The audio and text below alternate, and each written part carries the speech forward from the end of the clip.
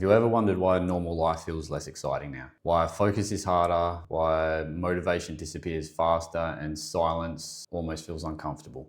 It's not necessarily because you're lazy or broken. Your brain is being flooded with more stimulation and dopamine than it was ever designed to handle. And over time, that changes how you think, how you feel, and overall how you experience life.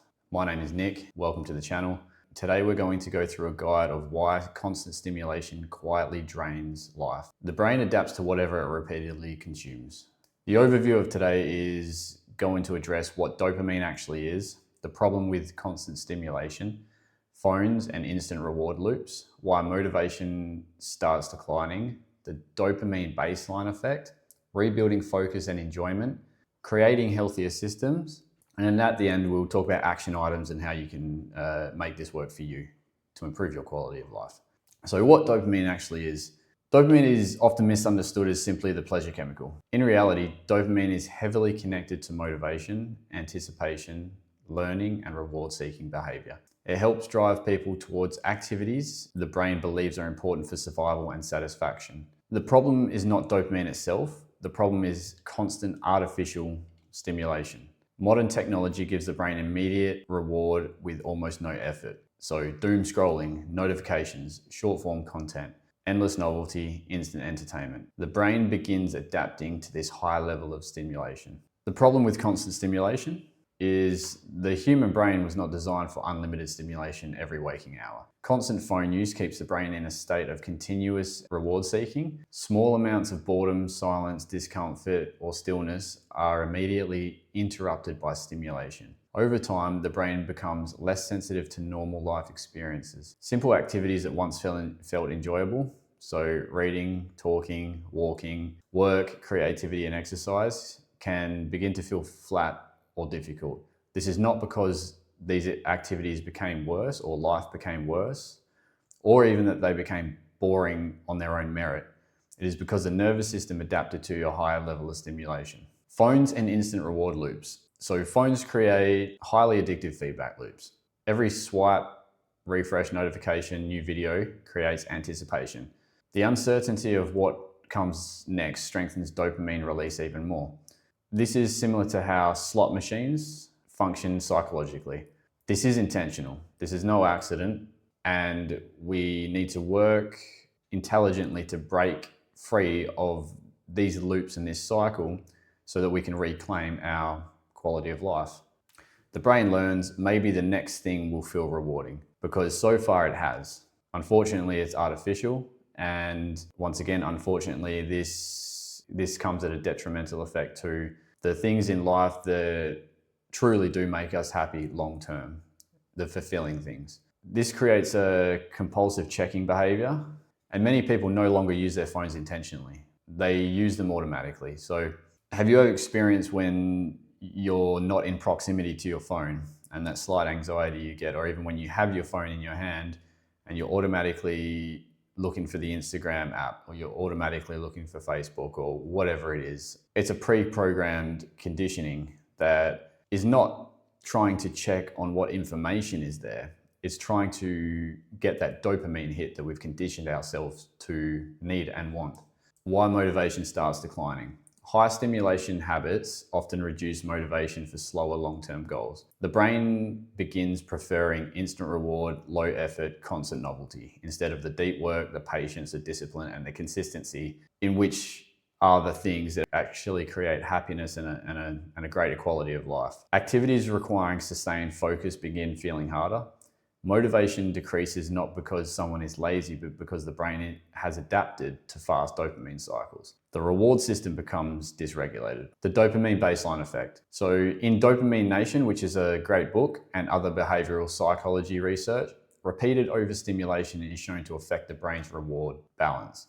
After intense stimulation, the brain often drops below baseline temporarily. This can create low mood, irritability, restlessness, lack of motivation, emotional numbness. Many people respond by seeking even more stimulation to escape this discomfort. This creates a cycle: stimulation, crash, craving, more stimulation. And it becomes an endless loop unless you can raise your awareness to break free of that. and then do the work that you need to do to disrupt that, which is a short-term discomfort. Once you intentionally work to break free of this and you put systems in place and start to create better habits in place to prevent this cycle from even beginning and then looping and continuing, you will see improvement. And it doesn't take that long. Over time, people can feel increasingly disconnected from themselves and their environment. Rebuilding focus and enjoyment. The brain can recover surprisingly well when stimulation decreases. Reducing constant dopamine spikes allows sensitivity to begin returning naturally.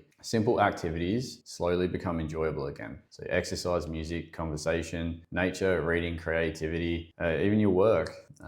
It all starts to feel better again. It starts to feel good, which might seem like a foreign concept right now, but it only takes a short period of time to essentially restock your dopamine. Attention span improves, emotional regulation becomes easier. People frequently report feeling calmer, clearer, and more present after reducing stimulation. Creating healthier systems. Recovery usually works better through systems instead of extreme restriction. Small environmental changes create powerful effects. Removing social media from the home screen, disabling notifications, charging the phone outside the bedroom, setting screen-free hours, replacing scrolling with intentional activities.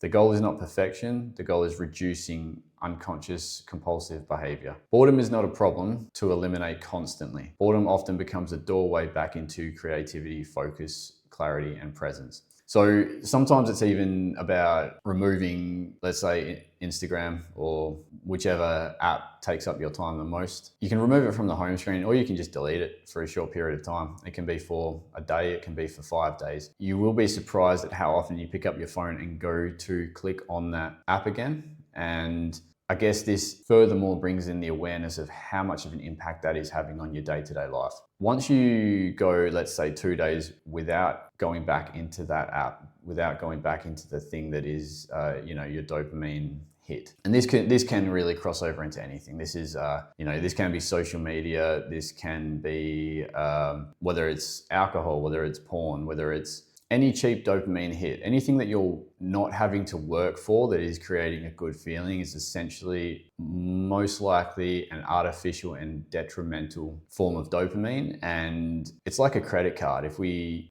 aren't paying for it up front, we will get the bill.